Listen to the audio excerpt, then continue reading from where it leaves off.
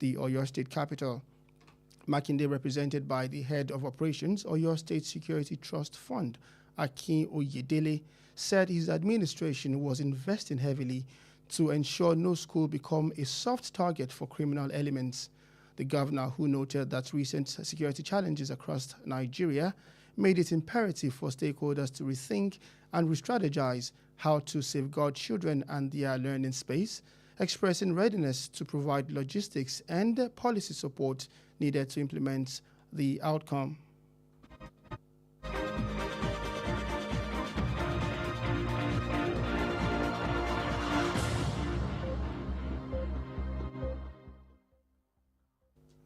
And also in the news, the head of service of the Federation, Mrs. Esther Didi Wilson-Jack, yesterday admitted before the House of Representatives ad hoc committee investigating alleged creation of the Presidential Economic Advisory Council, PEAC, and the Presidential Foreign Investment Promotion Council, PFIPC, without legal backing, that her office failed to carry out adequate due diligence before issuing key approvals. This is even as the committee said it uncovered what it describes as a web of forged documents used to secure government approvals. Appearing before the committee, Wilson-Jack acknowledged that her office relied on documents later discovered to be fake in granting authorized recruitment waiver to the purported agency. The head of service explained that officials of the purported agency presented themselves as representative of a newly established federal government body during the 2025 annual manpower budget defense, accompanied by what appeared to be an establishment act and a letter appointing a director general. She said our office processed the request based on the documents presented, noting that the case was unprecedented.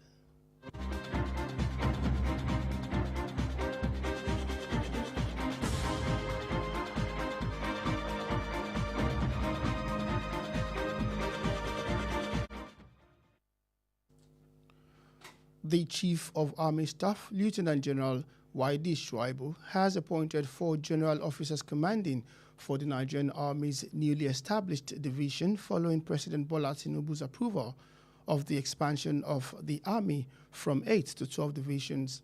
The move is aimed at strengthening operational capacity, improving command and control, and enhance security operations across the country. The new divisions are headquartered in Makurdi, Ilorin, Jalingo, and Benin, covering Benue, Nasarawa, and Kogi, Kwara and Niger, Taraba and Adamawa, and Edo Delta and Bayelsa states, respectively. Existing divisions have also been reorganized, with 1 division, Kaduna, now overseeing Kaduna, Kano, Katsina, and Jigawa states, while 2 division Ibadan will cover Oyo, Osun, Ekiti, and Ondo states. The Director of Army Public Relations, Colonel Apollina Anele, said the new divisions will commence operations immediately after attaining initial operational capabilities. The expansion also includes the recruitment of 28,000 additional personnel as part of efforts to improve the Army's response to security challenges nationwide.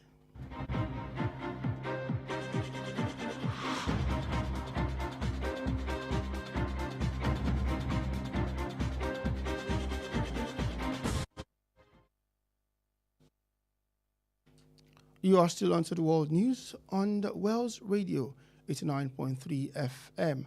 Now moving on to the foreign scene, and in Africa, Ugandan opposition leader Kizza Besigye has been admitted to an intensive care unit in the capital, Kampala, after collapsing unconscious in court during his treason trial, his wife has said.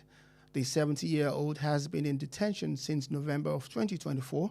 His lead lawyer was also arrested last month and charged with allegedly failing to report acts of treason. The visibly frail politician was objecting to state lawyers being appointed to represent him when he collapsed, prompting prison guards to rush him to the hospital. Besigye, who has run for president against long-serving leader Yoweri Museveni 4 times, was dramatically abducted in Kenya in 2024 and taken back to Uganda. He has since been held along with his aide, Obeide Lutele, and others have been charged with treason, which they deny.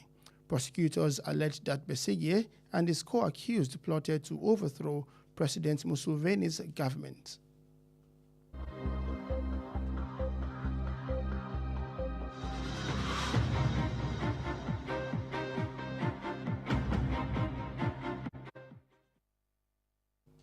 Now moving on to other stories on the foreign scene, the United States has begun arresting foreign nationals with expired visas at airports across the country, making an expansion of the President Donald Trump's administration immigration enforcement campaign. According to reports by the New York Times published yesterday, officers from the U.S. Immigration and Customs Enforcement have detained travelers at check-in counters, boarding gates, and arrival terminals in at least 15 airports in recent weeks. The report said those targeted include spouses of U.S. citizens, skilled foreign workers awaiting visa extension, former exchange visitors, and other immigrants with pending immigration application. The arrest reportedly represents a significant expansion of an existing collaboration between the Transportation Security Administration and the ICE. Previously, the program focused mainly on individuals with outstanding deportation orders. However, initial U.S. Department of Homeland Security documents reviewed by the New York Times indicates it now also covers people whose visa have expired, even if they have pending application to remain in the country.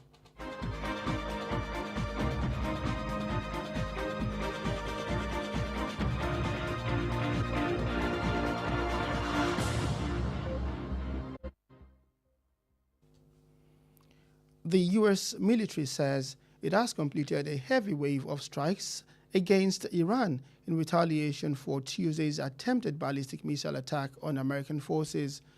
CENTCOM said it hit dozens of Islamic Revolution Guard Corps targets in response to Iran's firing on U.S. base in Jordan and at ships in the Strait of Hormuz. Iranian state media said the latest strikes had killed 3 people, including a 2-year-old child, on Qasem Island, while other locations were also hit in the south and west of the country. The latest hostility come on a week that has seen the conflict expand, with the first publicly announced joint U.S.-Saudi strikes targeting Iranian proxy in Iraq. When the U.S. and Israel launched military strikes on Iran in February, President Donald Trump said the war would last only a few weeks, but it has gone on for 5 months with no end in sight.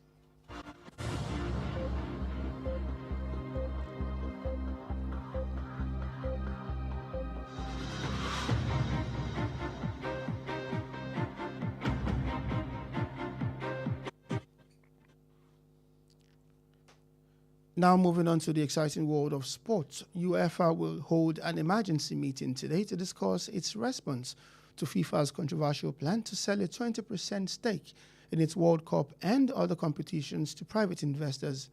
FIFA has asked its 211 members association to decide by 19th September whether to support the proposal, with an initial payment of $20 million offered to those that sign up. UEFA has criticized the deadline, saying it's pressure National Football Association into accepting the deal or risk losing the one-off payments. The European body also says the move raises serious concern about the future ownership and governance of the football world and the football competitions. Several footballer associations, including the English Football Association, have also expressed frustration, saying they learned about the proposal through media reports instead of direct consultations. The investment group behind the plan is reportedly led by Trevi Eternal, owned by Joshua Kushner, the brother-in-law of Ivanka Trump, and UEFA is also expected to decide its next course of action after the meeting.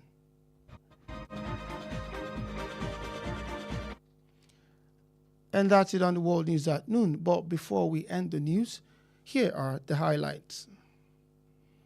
In the news, we said the Oyo State Governor, Seyi Makinde, has restated his administration's commitments to making schools across the state safe, saying the protection of children and teachers is non-negotiable. Also in the news, the head of Civil Service of the Federation has admitted before the House of Representatives Ad hoc Committee investigating alleged creation of the Presidential Economic Council Advisory Council, PEC, and the Presidential Foreign Investment Promotion Council (PFIPC) without legal backing that our office failed to carry out adequate due diligence before issuing key approvals. Also in foreign scene, we said Ugandan opposition leader Kizza Besigye has been admitted to an intensive care unit in the capital Kampala after collapsing unconscious in court during his treason trial, according to his wife. Also in the news this afternoon, the United States has begun arresting foreign nationals with expired visas at airports across the country, making an expansion of President Donald Trump's administration's immigration enforcement campaign. And in sport, UEFA will hold an emergency meeting today to discuss its response to FIFA's controversial plan to sell a 20% stake in its World Cup and other competitions to private investors.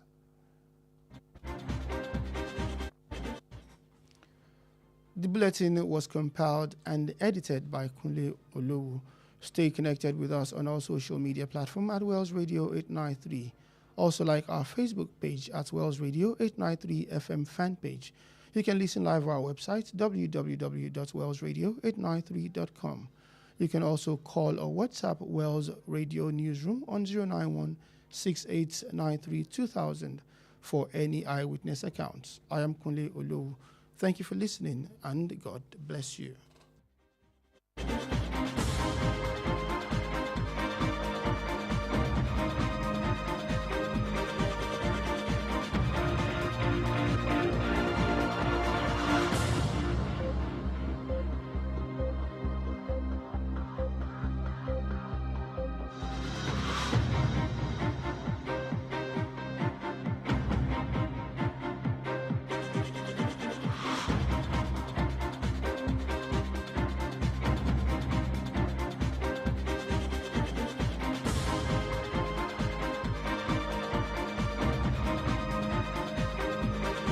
Filẹ̀ ẹ má yí kúrò Wells Radio 89.3 FM níbẹ̀ gangan lẹ wà.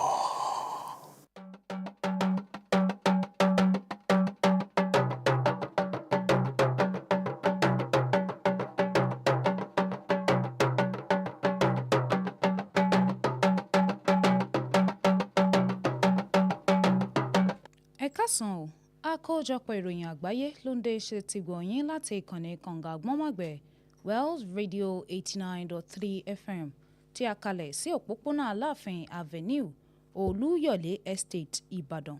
Oyè Ọlọ́run Adégòkè ni oníròyìn yín. Ṣáájú ẹ̀gbọ́n àwọn kókó tó wà nínú ìròyìn náà. Mákindé ti jẹ́jẹ́ ààbò ilé ẹ̀kọ́ láàrin ìkọminú lórí ètò ààbò tó ń ròkè. Iléeṣẹ́ ọmọ ológun yan àwọn ọ̀gágun tuntun 4 bíi Tinubu bó ṣe ṣètò ìmúgbòòrò ìpín tó ń ti gun àwọn ọmọ ológun. Olóṣèlú alátakò nílùú Uganda ló ti wà nílé ìgbàtọ́jú lẹ́yìn tó ṣubú lulẹ̀ nílé ẹjọ́. Orílẹ̀-èdè Amẹ́ríkà ti ń fi páńpẹ́ òfin gbé àwọn tó ń dúró nílùú náà kọjá gbèdéke àkókò tó wà nù ìwé ìrìnnà wọ̀lú wọn nínú ìgbésẹ̀ Trump lórí ìwọléwọ̀de ìlú náà. Nínú ìròyìn eré ìdárayá lágbàáyé, àjọ UEFA wọ́n ṣèpàdé pàjáwìrì lórí ètò ìdókòwò àjọ FIFA nípa ife ẹ̀yẹ àgbáyé. Ní báyìí ẹ gbọ́ ìròyìn náà lẹ́kùnrẹ́rẹ́. Gómìnà ìpínlẹ̀ Ọ̀yọ́ Ṣèyí Mákindé ló ti ṣe àwítúnwí ìfarajìn ìjọba rẹ̀ sí ti mímú ààbò ilé tó gbépọn báwọn ilé ẹ̀kọ́ jákèjádò ìpínlẹ̀ yìí. Ó sọ̀rọ̀ lórí bí ààbò àwọn akẹ́kọ̀ọ́ tó ń ti olùkọ́ bí kò ṣe lè jẹ́ ohun àndíyelé lórí tàbí ṣe ìdúnàdúrà lórí rẹ̀. Mákindé ó sọ̀rọ̀ náà lánàá òde yìí níbi àpéjọ ìkọ́nilẹ́kọ̀ọ́ lọ́jọ́ kan tó ní í ṣe pẹ̀lú àfikún okun ààbò àwọn ọmọdé ní ìpínlẹ̀ Ọ̀yọ́ tó fi mọ́ àwọn gbọ̀ngàn ilé ẹ̀kọ́ èyí tó jẹ́ ṣíṣètò nípasẹ̀ iléeṣẹ́ ìjọba ìpínlẹ̀ Ọ̀yọ́ tó ń rí sí ọ̀rọ̀ ètò ẹ̀kọ́, ìmọ̀ sáyẹ́ǹsì àti ìmọ̀ ẹ̀rọ ní àjọṣepọ̀ pẹ̀lú àjọ ààbò ara ẹni láàbò ìlú tó jẹ́ ti ẹ̀ka ìpàṣẹ ìpínlẹ̀ Ọ̀yọ́. Ètò náà ó wáyé nílùú Ìbàdàn tí í ṣe olú ìpínlẹ̀ yìí. Olórí ikọ̀ tó wá ń rí sí ètò ìṣúná ààbò ìpínlẹ̀ Ọ̀yọ́ Yún Akin Oyèdélé òun ló ṣojú Mákindé níbi ètò náà pẹ̀lú ọ̀rọ̀ rẹ̀ tó sọ nípa bí ìjọba ṣe ń dókòwò kówó lórí àwọn ohun tó yẹ láti rí àrídájú pé kò sí ilé ẹ̀kọ́ kankan tí yóò wà ní yẹpẹrẹ débi wípé àwọn ọ̀daràn wọn ò mọ̀ rí wọn fojú sùn. Gómìnà tọ́ka sí ìdojúkọ ètò ààbò ilé tí ń lọ lórílẹ̀‐èdè Nàìjíríà èyí tó mú àwọn ìgbìmọ̀ tọ́rọ̀ kàn láti gbé ọ̀rọ̀ yẹ̀wò lórí ọ̀nà tó yẹ láti fi dáàbò bo àwọn èwe tó ń ti àwọn gbọ̀ngàn ìkẹ́kọ̀ọ́ pẹ̀lú ìṣetán wọn láti pèsè àwọn ohun tó bá yẹ fún àtìlẹ́yìn àti ìrànlọ́wọ́ láti jẹ́ kí ìmúṣẹ kó dé bá ìgbésẹ̀ náà. Olórí òṣìṣẹ́ ìjọba àpapọ̀ èèyàn ìyáàfin Esther Dede Wilson-Jack lánàá òde yìí ló jẹ́rìí sí ọ̀rọ̀ níwájú ìgbìmọ̀ ilé aṣojú-ṣòfin tó ń ṣe ìwádìí lórí ìdásílẹ̀ àjọ kan tí wọ́n fẹ̀sùn kàn wípé òfegè ni ìyẹn àjọ tó ní í ṣe pẹ̀lú ìgbìmọ̀ alámọ̀ràn ọrọ̀ ajé ìjọba àpapọ̀ PEAC àti àjọ tó ń rí sí ìpolongo ìdókòwò àti ìdásí ọ̀rọ̀ ilẹ̀ òkèrè ní iléeṣẹ́ ààrẹ ìyẹn àjọ PFIPC ó wípé iléeṣẹ́ òun kùnà láti gbé àwọn ìgbésẹ̀ tó yẹ kó tó di wípé wọ́n buwọ́ lu àwọn ohun tó ṣe kókó èyí ló wáyé bí ìgbìmọ̀ ọ̀hún bó ṣe wípé àwọn ti ṣíṣọ lójú ogunlọ́gọ̀ àgbélẹ̀rọ ìwé èyí tí wọ́n lò láti fi gba ìfòǹtẹ̀lù àti ìbuwọ́lù ìjọba ní àkókò tí Wilson-Jack yọjú síwájú àwọn ìgbìmọ̀ náà ó jẹ́rìí sí pé iléeṣẹ́ òun gbáralé àwọn ìwé ẹ̀rí èyí tí wọ́n padà kẹ́fín wípé ayédèrú ni láti buwọ́ lu àjọ náà àti láti fún un láṣẹ ìgbanisíṣẹ́. Olórí òṣìṣẹ́ náà wá tẹ̀síwájú nínú àlàyé rẹ̀ lórí báwọn aṣojú àjọ náà ṣe farahàn gẹ́gẹ́ bí aṣojú àjọ ìjọba àpapọ̀ tí wọ́n ṣẹ̀ṣẹ̀ ṣèdásílẹ̀ rẹ̀ lákòókò ètò ìdáàbòbò ètò òṣùnà àwọn òṣìṣẹ́ tọdún 2025 pẹ̀lú ohun tí wọ́n mú wá tó hàn bí ìwé òfin ìdásílẹ̀ àti àkọ́ránṣẹ́ ìyànsípò olùdarí àgbà wọn. Ó ṣàlàyé bí iléeṣẹ́ rẹ̀ ṣe ṣètò tó yẹ lórí ìbéèrè wọn látàrí ìwé òfin tí wọ́n fi sílẹ̀ pẹ̀lú ìtọ́kasí wípé irú rẹ̀ kò ṣẹlẹ̀ rí. Ọ̀gágun olórí àwọn ọmọ ológun orílẹ̀-èdè yìí Wahidi Shahibu òun ló ti yan ọ̀gá àgbà pàṣẹ fún àwọn ìpín igun tuntun iléeṣẹ́ àwọn ọmọ ológun tí wọ́n ṣẹ̀ṣẹ̀ ṣèdásílẹ̀ rẹ̀ lẹ́yìn tí ààrẹ Bọ́lá Tinubu tó ti buwọ́lu ìmúgbòòrò igun àwọn ọmọ ológun láti ìpín 8 sí 12 níye. Ìgbésẹ̀ tó fojú sun àfikún okun iṣẹ́ wọn tó fi mọ́ ìmúdára ẹ̀ka ìpàṣẹ àti àkóso ní ẹ̀ka ètò ààbò jákèjádò orílẹ̀-èdè yìí. Àwọn igun tuntun ọ̀hún ní olú iléeṣẹ́ wọn wà ní Makurdi, Ìlọrin, Jalingo àti Benin ni wọ́n sì mọ mójútó àwọn ìpínlẹ̀ bíi ìpínlẹ̀ Benue, Nasarawa, Kogi, ìpínlẹ̀ Kwara tó fi mọ́ Niger, Taraba, ìpínlẹ̀ Adamawa, Edo, Delta tó ń ti ìpínlẹ̀ Bayelsa tó ń ti àwọn èyí tí wọ́n ti wà nílẹ̀ tẹ́lẹ̀ tí wọ́n ṣàtúntò wọn bíi igun kìíní ti Kaduna tí ó mọ mójútó ìpínlẹ̀ Kaduna, Kano, Katsina àti ìpínlẹ̀ Jigawa nígbàtí igun kejì ti ìlú Ìbàdàn yóò mọ mójútó Ọ̀yọ́, Ọ̀ṣun, Èkìtì àti ìpínlẹ̀ Ondo. Ọ̀gá àgbà alukoro iléeṣẹ́ ọmọ ológun ìyẹn ọ̀gágun Apollina Anele ó sọ̀rọ̀ lórí ìbáwọn ogun tuntun ọ̀hún bí wọ́n ṣe bẹ̀rẹ̀ iṣẹ́ lójú ẹsẹ̀ àti bí ètò òmúgbòrò náà bó ṣe tún ní í ṣe pẹ̀lú ìgbaniwọlé ṣiṣẹ́ fún àwọn òṣìṣẹ́ tó jẹ́ 1,028 níye. Olórí ẹgbẹ́ alátakò nílùú Uganda Kizza Besigye ó ní wọ́n ti gbé dìgbàdìgbà lọ sílé ìgbàtọ́jú ní olú-ìlú náà tó wà ní Kampala lẹ́yìn tó ṣàdédé ṣubú lulẹ̀ ní ilé-ẹjọ́ lákòókò tí ẹjọ́ ìdìtẹ̀ sí orílẹ̀-èdè ẹni ń lọ lọ́wọ́ lórí rẹ̀ gẹ́gẹ́ bí aya rẹ̀ ṣe fi léde. Ẹni 70 ọdún ọ̀hún wọn ló ti wà ní àhámọ́ láti inú oṣù kọkànlá ọdún 2024 pẹ̀lú agbẹjọ́rò àgbà rẹ̀ tọ́wọ́ bà lóṣù tó lọ tí wọ́n fẹ̀sùn ìkùnà láti jábọ̀ lórí ìgbésẹ̀ ìdìtẹ̀ sí orílẹ̀-èdè ẹni kàn án. Olóṣèlú ọ̀hún tó hàn wípé kò dá pé ó kọ gbogbo àwọn agbẹjọ́rò ìjọba eléyìí tí wọ́n yàn láti ṣojú rẹ̀ kó tó wá dé wípé ó ṣàdédé ṣubú. Èyí ló fà á táwọn ikọ̀ aláàbò ọgbà túnirọ̀ tí wọ́n ṣe gbé e dìgbàdìgbà lọ sílé ìwòsàn. Besigye ẹni tó ti díje fún ipò ààrẹ kojú olórí tí ń ṣìlú náà lọ́wọ́ Yoweri Museveni lẹ́ẹ̀mẹrin ọ̀tọ̀ọ̀tọ̀. Ó ní wọ́n gbé nílùú Kenya lọ́dún 2024 tí wọ́n sì gbé e padà sílùú Uganda. Láti ìgbà náà ló ti wà nínú àhámọ́ pẹ̀lú amúgbálẹ́gbẹ̀ẹ́ rẹ̀ Obeid Lutel tí wọ́n fẹ̀sùn ìdìtẹ̀ mọ́ orílẹ̀-èdè ẹnìkan àwọn méjèèjì ṣùgbọ́n tí wọ́n kọ̀ jálẹ̀ sí gbogbo ẹ̀sùn náà. Orílẹ̀-èdè Amẹ́ríkà ti bẹ̀rẹ̀ sí ní fi páńpẹ́ òfin gbé àwọn ará orílẹ̀-èdè mìíràn tí ìwé ìwọ̀lú wọn bá ti parí àkókò tó yẹ ìyẹn tí àkókò ìwé ìrìnnà wọn ti tẹnu bodò ní pápákọ̀ òfurufú orílẹ̀-èdè ọ̀hún. Èyí ló ṣàmì ìmúgbòòrò ìgbésẹ̀ ìmúṣẹ òfin ìwọléwọ̀de ìjọba ààrẹ Donald Trump gẹ́gẹ́ bí àkójọpọ̀ ìròyìn láti iléeṣẹ́ ìròyìn New York Times tó gbé lánàá òde yìí. àwọn òṣìṣẹ́ àjọ aṣọ́bodè orílẹ̀-èdè Amẹ́ríkà ni wọ́n mú àwọn arìnrìn-àjò sílẹ̀ níbi ìforúkọsílẹ̀ láti wọlé tó ń ti ẹnu ìloro ibi tí wọ́n gúnlẹ̀ sí níbi pápákọ̀ òfurufú tí òǹkà wọn jẹ́ ó kéré tán àwọn 15 níye. Àkójọpọ̀ ìròyìn náà tún tọ́ka sí pé lára àwọn tí wọ́n fojú sí lára ó ní àwọn tó bá jẹ́ tọkọtaya orílẹ̀-èdè Amẹ́ríkà tó fi mọ́ àwọn òṣìṣẹ́ láti ilẹ̀ òkèrè tó ń dúró de àtúnṣe ìwé ìwọ̀lú wọn fún àfikún àkókò àti àwọn àlejò tí wọ́n wọ̀lú náà. Ìgbésẹ̀ ọ̀hún ó ṣàfihàn pàtàkì ìmúgbòòrò àjọṣepọ̀ láàrin ẹ̀ka aláàbò ìrìnnà àti ikọ̀ aláàbò ICE. Tẹ́lẹ̀ ètò ọ̀hún ó dá lórí àwọn tó ní àṣẹ ìkókúrò lórílẹ̀‐èdè ọ̀hún. Ẹ̀wẹ̀, àkójọpọ̀ ìwé ẹ̀ka aláàbò abẹ́lé orílẹ̀‐èdè Amẹ́ríkà eléyìí tí iléeṣẹ́ New York gbéyàwó ó tọ́ka sí pé ìgbésẹ̀ náà ó ní í ṣe pẹ̀lú àwọn tí àkókò ìwé ìwọ̀lú wọn ti tẹnubodò, kódà kó jẹ́ wípé wọ́n ti ń ṣe àwọn ètò kan láti lè tẹ̀ wájú láti máa gbé orílẹ̀-èdè náà. Iléeṣẹ́ ọmọ ológun orílẹ̀-èdè Amẹ́ríkà ni wọ́n ti wí pé àwọn ti yanjú ìkọlù alágbára sí Iran gẹ́gẹ́ bí ìgbẹ̀san fún ìgbìyànjú ọjọ́ ìṣẹ́gun ti ìkọlù àdó olóró inú afẹ́fẹ́ sí àwọn ọmọ ológun orílẹ̀-èdè Amẹ́ríkà. Àjọ CENTCOM fọ̀rọ̀ léde lórí bọ́n ṣe kọlù ọ̀gọ̀ọ̀rọ̀ àwọn ikọ̀ ajagun Islam IRGC tí wọ́n fojúsùn ní èsì bí Iran ṣe kọlù bòbá orílẹ̀-èdè Amẹ́ríkà tó wà nílùú Jordan àti sí ọkọ̀ ojú omi lórí ọ̀nà ìkọjá orí omi Hormuz. Iléeṣẹ́ ìgbóhùnsáfẹ́fẹ́ ìlú Iran fọ̀rọ̀ léde lórí bí ìkọlù ọ̀hún bó ti ṣe gbẹ̀mí lẹ́nu ènìyàn 3 pẹ̀lú ọmọ ọdún 2 ní Kashim tó fi mọ́ àwọn agbègbè mìíràn lápá gúúsù àti ìwọ̀ oòrùn orílẹ̀-èdè náà. Nínú ìròyìn eré ìdárayá lágbàáyé, àjọ UEFA àwọn ó ṣèpàdé pàjáwìrì lónìí láti jíròrò lórí ìdáhùn àti èsì wọn sí ètò àjọ FIFA láti ta ìdá 20 nínú ètò ife ẹ̀yẹ àgbáyé àti àwọn ìfigagbága mìíràn fún àwọn afowódókòwò aládàáni. Àjọ FIFA ti béèrè lọ́wọ́ àwọn ọmọ ẹgbẹ́ wọn tó jẹ́ 249 níye láti pinnu lórí ọ̀rọ̀ náà títí ọjọ́ 19 inú oṣù kẹfà lórí bóyá kí wọ́n ṣàtìlẹ́yìn fún àbá náà pẹ̀lú owó eléyìí tó tó 20 mílíọ̀nù owó ilẹ̀ òkèrè dọ́là tí wọ́n gbé kalẹ̀ fún àwọn tó bá fọwọ́ sí i.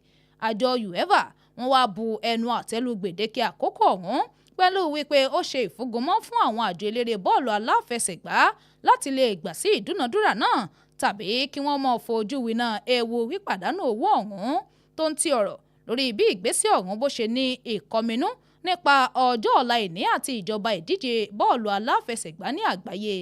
Ogunlọ́gọ̀ àjọ eléré bọ́ọ̀lù aláfẹsẹ̀gbá bí àjọ tó ń rí ti ọ̀rọ̀ eré bọ́ọ̀lù aláfẹsẹ̀gbá ilẹ̀ Gẹ̀ẹ́sì ó ní wọ́n ti ṣàfihàn àìdùnnú wọn lórí ọ̀rọ̀ náà àti bí wọ́n ṣe gbọ́ nípa àbá ọ̀hún lórí àwọn iléeṣẹ́ ìgbóhùnsáfẹ́fẹ́ yàtọ̀ sí bó ṣe yẹ kí wọ́n kàn sí wọn ní tààràtààrà. Àwọn ikọ̀ tó wá wà nídìí ìdókòwò ètò náà ó ní ìròyìn gbé pé wọ́n jẹ́ iléeṣẹ́ Thrive Etna tó jẹ́ ti Joshua Kushner ẹni tó jẹ́ àna Ivanka Trump ó ní wọ́n pé ó ní iléeṣẹ́ ọ̀hún. Àjọ UEFA ó ní wọ́n ti wá ń retí wàyí pé kí wọ́n ṣe ìpinnu eléyìí tí ó jẹ́ ìgbésẹ̀ wọn lẹ́yìn ìpàdé tí ó wáyé lónìí. Èyí lópin àkójọpọ̀ ìròyìn àgbáyé fún ti ọ̀sán òní, ṣùgbọ́n kí n tó máa lọ ẹ̀gbọ́n àwọn kókó tó wà nínú ìròyìn náà lẹ́ẹ̀kan sí i. Gómìnà ìpínlẹ̀ Ọ̀yọ́ Ṣèyí Mákindé ló ti ṣe àtúnwò ìfarajìn ìjọba rẹ̀ lórí ààbò ilé ẹ̀kọ́ jákèjádò ìpínlẹ̀ yìí pẹ̀lú ọ̀rọ̀ rẹ̀ lórí wípé ètò ìdáàbòbò àwọn akẹ́kọ̀ọ́ àti olùkọ́ kì í ṣe ohun àǹdíyelé lórí tàbí dúnàdúrà. Olórí òṣìṣẹ́ ìjọba àpapọ̀ ló ti gbà sí ọ̀rọ̀ níwájú ìgbìmọ̀ ilé aṣojú-ṣòfin tó ń ṣe ìwádìí àjọ PAIC àti PFIPC wípé iléeṣẹ́ ọ̀hún kùnà láti ṣe àwọn àyẹ̀wò tó yẹ kó tó dèpọn buwọ́lù. Olórí alátakò ìlú Uganda Kizza Besigye ó ní wọ́n ti gbé lọ sílé ìwòsàn láti lọ gbàtọ́jú ní olú-ìlú náà ní Kampala lẹ́yìn tó ṣubú lulẹ̀ nílé ẹjọ́ lákòókò ìgbẹ́jọ́ tó ní í ṣe pẹ̀lú ìdìtẹ̀ tí orílẹ̀-èdè ẹni gẹ́gẹ́ bí aya rẹ̀ ṣe fi léde. Orílẹ̀-èdè Amẹ́ríkà bẹ̀rẹ̀ sí ní fi páńpẹ́ òfin gbé àwọn ará orílẹ̀-èdè mìíràn eléyìí tí ìwé ìwọ̀lú wọn bá ti tẹnu bodò ní pápákọ̀ òfurufú orílẹ̀-èdè ọ̀hún èyí tó ṣàmì ìmúgbòòrò ìmúṣẹ ìpolongo ìwọléwọ̀de ìjọba ààrẹ Trump. Nínú ìròyìn eré ìdárayá, àjọ FIFA ó ṣèpàdé pàjáwìrì lónìí láti jíròrò lórí ìdáhùn sí ètò àjọ FIFA láti ta ìdá 20 nínú ife ẹ̀yẹ àgbáyé rẹ̀ àti àwọn ìfigagbága mìíràn fún afowódókòwò aládàáni. èyí lópin àkójọpọ̀ ìròyìn àgbáyé fún ti ọ̀sán òní àkójọpọ̀ tó ń ti àtúntò ìròyìn náà ló wáyé látọwọ́ Kunle Olowu ẹ darapọ̀ mọ́ wa lójú òpó ayélujára wa gbogbo Wells Radio 893 bákan náà lójú òpó ìkànnì ìbánidọ́rẹ̀ẹ́ Facebook wa Wells Radio 893 FM fanpage lórí ìtàkùn àgbáyé www.wellsradio893.com fún àwọn ìròyìn eléyìí tó bá ṣojú yín tẹ́ ẹ fẹ́ kàn sí wa lórí ẹ̀ ẹ kàn sínú kùlù ìkóròyìnjọpọ̀ wa lórí nọ́mbà yìí 09168932000. Oyè Ọlọ́run Adégòkè ni oníròyìn yín ẹ ṣeun tẹ́ ń gbọ́ wa o Ọlọ́run yóò bùkún fún yín ẹ kú ìkàlẹ̀.